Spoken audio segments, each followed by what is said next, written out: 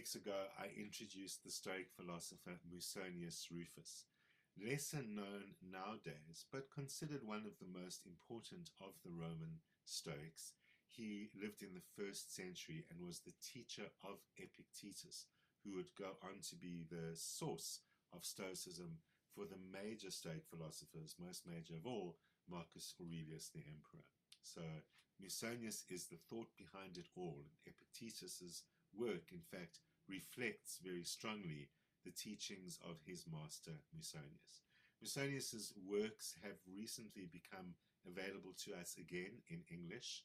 They haven't always been that accessible, and so we are spending a few episodes every now and then looking at what Musonius can teach us. And what's so interesting about Musonius is how he takes a very practical approach to philosophy. Of course, as he tells us, the purpose of philosophy is to be practical. So tonight, as part 2 of our introduction to Musonius, we're going to just talk about an overview of some of his basic ideas, and in future episodes we'll get into some of them in a little bit more detail. Just want to quickly point out that perhaps someone who should have been listening a bit more to our ideas would have been the president. Just a few weeks ago, I did warn him about the situation that he faces right now. Eclipses have never been seen as good omens throughout the history of astrology, always seen as some kind of a threat either to the state or more commonly the head of state. And in the case of South Africa, this last lunar eclipse was very much so.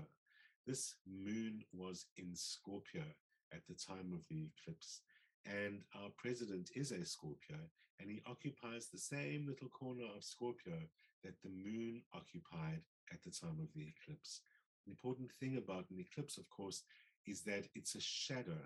There's a shadow point in the sky that the moon passes through, and that point is currently in Raymond Pose's little corner. Interestingly, it was also there at the birth of South Africa some 28 years ago. And so we do have some indications that this eclipse was important to us. Eclipses mean two things. On the one hand, things being hidden, things that we're not seeing. And in this case, that refers mostly to the president not seeing them, not us. In fact, quite to the contrary. The South African charts at the moment show that the people are very much on the ball. We have a chart for this country that shows that the people will always be very much at the front. And although that's good for the concept of a democracy, it's even more literally true in the case of South Africa. We're loud and we make ourselves heard, and we eventually do get heard. And that's something that is very much increasing over the course of the next month and the next many months. And it's important that that is not what the president is blind to. Certainly, we know that he has been facing many challenges and he's not really out of the woods yet, although more things are beginning to turn in his favor. But I would caution that with the recent eclipse that's been happening in his corner of the chart, President Ramaphosa better look out for things that he's not seeing, well, or at least get others to see them for him. It's like having a blind spot, something that you won't see or that you refuse to see, and he is still troubled by that. But fortunately, as I've said, the people's voice is being heard. The lesson over there, listen to the astrologers as you listen to the philosophers. Listen to tune yourself in to what's going on in the world, in the sky, in the people around you. That is as important to leadership as having a political standpoint. So it's about being a human being, and that's what Musonius is going to teach us. Let's have a look at some of his most basic ideas. So, as we shall see in future episodes, Musonius, in some of his ideas, is very kind of modern and almost ahead of his time, and in some of his thoughts expresses what we might consider to be somewhat old-fashioned ideas, very traditional values. But when we put those two things together, when we look at his teachings as a whole, we see that, unsurprisingly, like most of the Stoics, he really does have a lot to offer our modern mind and our challenging modern ways of dealing with a very challenging world, which obviously was no less challenging to an ancient Roman.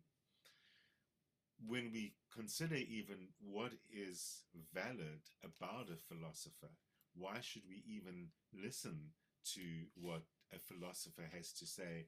Even that is something which Musonius will address. We might not have as obvious philosophers in our modern world as then, although we certainly do. We live in a world of TED Talks and massive publication of books, and everyone has an opportunity to express their ideas. And of course, that is taken to the extreme in social media, where everyone now has a voice. It's a very great extreme. It's great that everyone does have a voice and everyone does have an opinion. But Musonius reminds us why we should listen to the philosophers.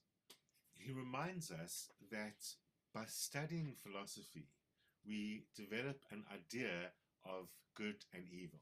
I've used the word values, and really what he's saying is that we need to have some kind of established set of values. And that is something that is a challenge in this world of mass information that we have. Everyone's got a different opinion, and where are they coming from? And where do our values fit into that? While all of those are valid questions, without a clear idea of where something comes from and who is behind it or what school of thought is behind it, it's very difficult to say what are the values, and it is really easy to be drawn into ideas where you don't actually necessarily relate to the value system behind them and might get caught up in something that you didn't know that you were. People find themselves drawn into, in the extreme, of course, cults or conspiracies, but even to political organizations or social organizations where they don't really realize what they've ended up standing for. Musonius's idea is not that you should join his philosophy necessarily, but that by studying philosophy, you have the ability to make this judgment. You have the ability to know the difference between good and evil, or right and wrong. So it's really by studying the great thinkers of the past and of the present and getting a larger sense of what is the right way to behave as a human being. And certainly the ancient philosophers, their purpose was to focus on that. How should we be as human beings? And perhaps one of the lessons we moderns can take from Musonius is that when we look at the ideas that come from different schools of thought, different political parties, different claimants on social media, our first question should really be, how does this teach me to be as a human being? Am I a better person because of that? How does this treat me to handle other human beings? Before we get into all the questions about what is a political point of view, who is the president, and all of those kind of things. So I'm saying I think what we should really do with Musonius's request, insistence that everyone should study philosophy, is because it will give us the ability to ourselves make a judgment as to, does this enhance and improve my values as a human being, my ability to be a human being? Much better question than asking yourself which political party, who's going to win, any of those kind of questions. Does this enhance my humanity? So everyone should study philosophy. He goes on to say, kings, paupers, men, women. He's big on the equality of women. And by everyone studying philosophy, we end up with a better world. It might be surprising to hear that an ancient philosopher is big on equality of men and women, and he speaks a lot about it. And of course, some contemporary philosophers and feminists and others have pointed out that, well, there's still a lot of issues in how he sees that. But of course, let's give him a break. He's writing in the 1st century. But he says, men and women are equal. Women have the same senses as men do: sight, hearing, smell, and the others. He says they both share the same parts of the body, and one has nothing more than the other one does.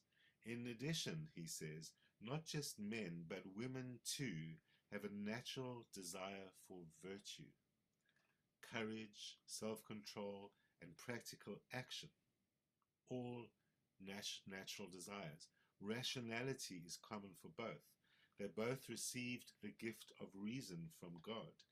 He says, then why is it proper for men to seek how to live good lives, but not for women to.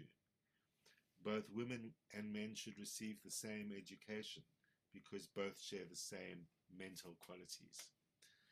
It's not surprising for us as modern people to think that, but certainly to hear an ancient philosopher say that and to say very clearly all the terms on which men and women are equal certainly gives us pause when you think of the 2,000 years that have gone by where none of that has been practiced, how different it might have been if people were studying philosophy. As he said, everyone should study philosophy. And maybe if everyone studied philosophy, we would have had a very different world over these last few thousand years and a different place where we are now in terms of, would we still have all the fighting amongst people and all the inequality amongst people? He doesn't speak about other kinds of inequality, but he certainly says, look and see what is the difference between people, and then why, when everyone essentially has the same qualities and the same source and the same bodies, why should they be treated any different? He goes on to say the only difference really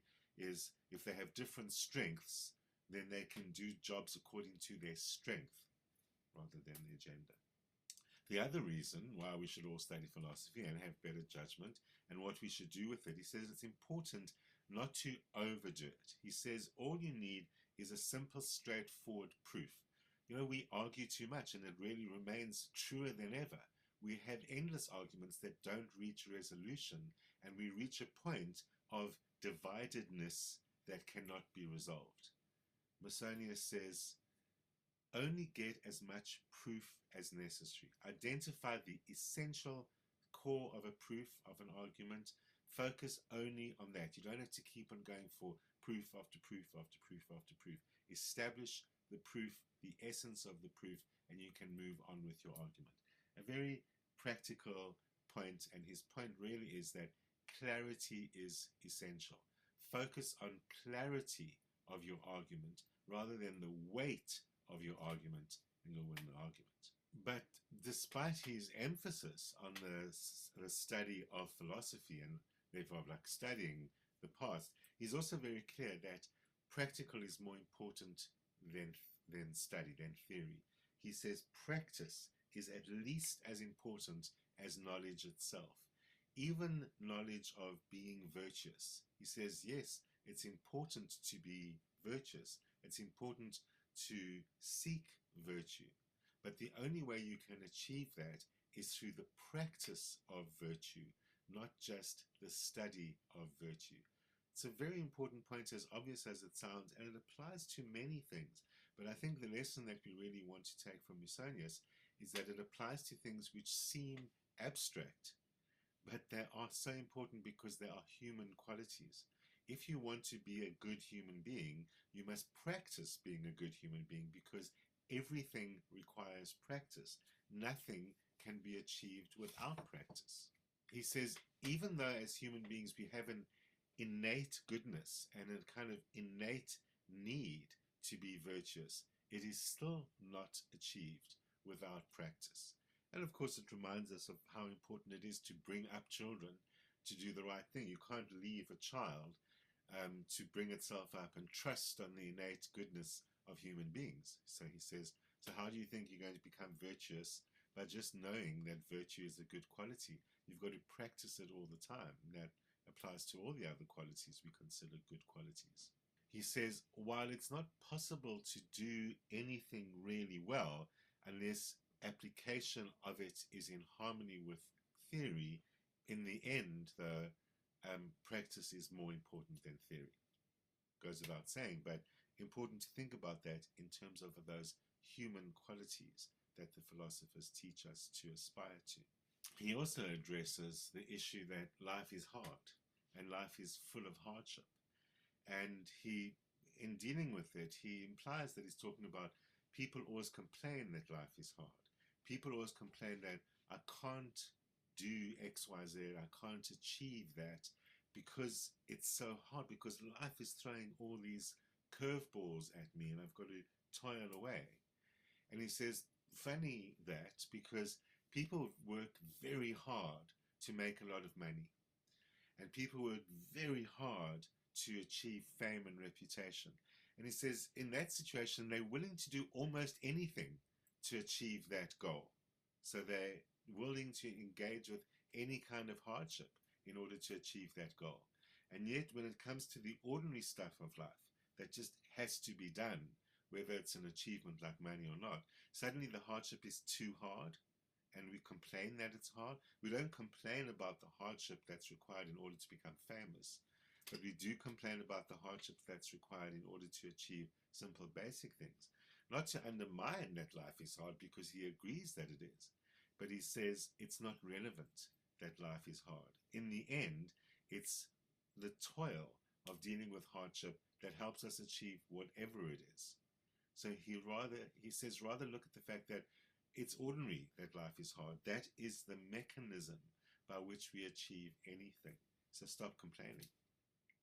And of course, he is in keeping with many schools of spiritual schools and philosophical schools which do suggest that it is normal that life on earth is about suffering. We spoke about Buddhism last week, and of course that's a key basic principle, is understanding and accepting that life is about suffering. So Musonius says, so what are you complaining about? Get on with it. And while he's on the subject of like doing things you don't like to do, he also says, it's not important where you live. People say, if I was only over there, I could do that. I need to be there in order to do something.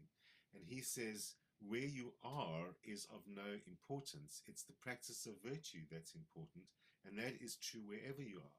Now, of course, he says this because, like many of his ilk and like many in his era, he was forced into exile every time he found the disagreement of the emperor.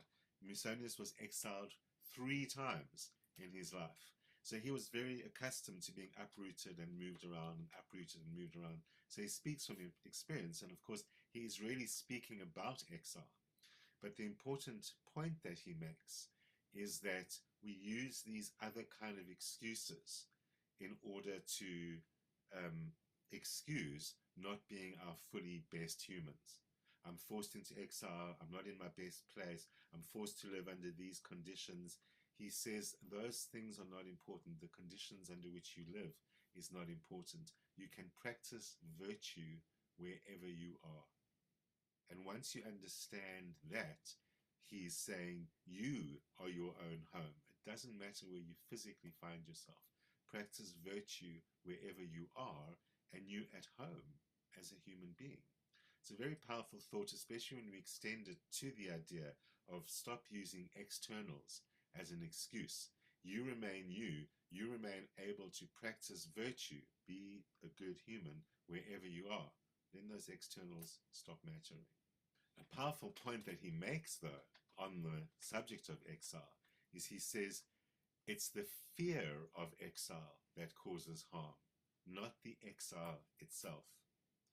And although we might not be talking about something as large as exile, he's really saying, again, the fear becomes the excuse, and it might stop you doing what you need to do or saying what you need to say. He's really saying if you speak your truth, even though that might lead you to be exiled, you remain a virtuous human being. So the fear of something is much more damaging than the thing itself, because it inhibits our behavior as a human being and might cause us not to speak when we should speak. And, living in a country as we do, where some of our most important thinkers and leaders were imprisoned, it's a very important lesson for us to understand, as they taught us. Doesn't matter where you are, speak your truth wherever you are, and that might get you thrown into prison. But speaking your truth in the end is much more powerful, and in the end that's true, of course. Whose words in the end took the country forward? Was it the one who was thrown into prison, or was it the ones who threw him into prison? Ask that about almost any country. On a kind of related note, Musonius says, don't allow yourself to be insulted. He says, as a thinker, you shouldn't even be fearing death. So why does it worry you what other people say about you? Don't allow yourself to be insulted. What's so amazing about his words is he's saying the insultedness is your fault, not the person who says it. People say anything. It's that old sticks and stones business. Sticks and stones do break your bones, but words will never harm you. Well, that's the important takeaway from that. He says it's you who determines that harms you. But since you shouldn't be allowing the stuff of life to harm you, don't allow the words of other people to harm you. They're free to say whatever they like. It's very liberating when you understand that the value of what people say about you is what you determine, not what they determine. Many of the more traditional values that Musonius espouses relate to our basic everyday life. And he starts off there by talking about marriage and relationship, and talking about how that's really where we can practice our virtues. He says, live a virtuous life in your family. Avoid indulgence. He specifically says avoid sexual indulgence, coming from a culture like our modern culture that is prone to sexual indulgence. But he's really saying it is character that creates harmony in a marriage. So practice good character, and rather than sexual or any other kind of indulgence is not a characteristic of good character. So he's saying practice good character, create harmony in the marriage, pursue and study philosophy and bring that into marriage. And importantly, for his world, he says study and practice philosophy even if you are married. That relates to the world that he lived in, but we often see this idea of the householder versus the guru or the philosopher, and that philosophy and spiritual studies are great if you're on a path, but if you've got to live the ordinary life of a householder and do your stuff, I've got in reality no time or space to practice those things. Musonius says, but you are wrong. It is you who should be practicing those things. If philosophy teaches us to be virtuous human beings, it means in the doings of a human. A human being isn't someone who sits in a study all day and studies great ideas that never get put into practice. Remember, he says practice is more important than theory. Well, that's what he brings into the idea of living a virtuous life within a marriage or relationship or a human community. Within that is where you practice your philosophy, where you practice yourself as a human being with character rather than allowing yourself all the indulgences. Similarly, he says, live as simply as possible. Don't use resources you don't need. Don't use things that harm you as resources. It's interesting, of course, because it describes something very familiar to us, but of course, which was clearly very true back then as well, that we do things which knowingly harm ourselves. And we can take examples, like indulging in smoking or foods and other things which we know are bad for us. Musonius uses specifically that as the example. And when he says, live a simple life, he says, do not eat meat, eat only what comes from the earth itself, which is, of course, vegetables. Do not indulge in foods which are special or in some kind of way tickle our palate, because he says then you'll want to only eat those kind of foods, which of course is true. If you become an Epicurean and take delight in great foods, you only want to go to fancy restaurants and you won't eat a simple meal from the earth.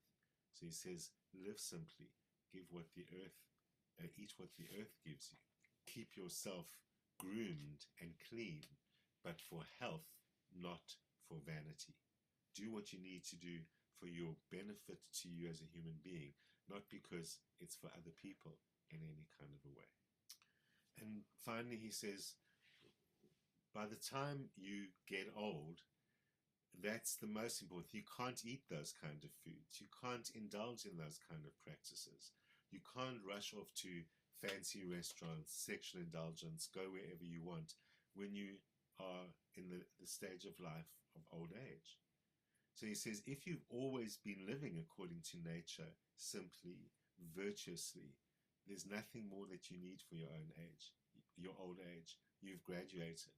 Living virtuously and naturally should come naturally to you if you've lived your whole life that way. Ultimately, what he's saying is how to prepare for old age is to live your life virtually and simply and naturally your whole life long, because that's what you're going to have to do in old age. And if you've been doing that your whole life long, old age comes, doesn't change your life, it's not a step down in any kind of way. It's a mastery. Ultimately, life is about mastering being a human being. That's what the philosophers are trying to teach us. Never too old, too late to learn. I'll see you again next week with the month ahead. Same time. See you then.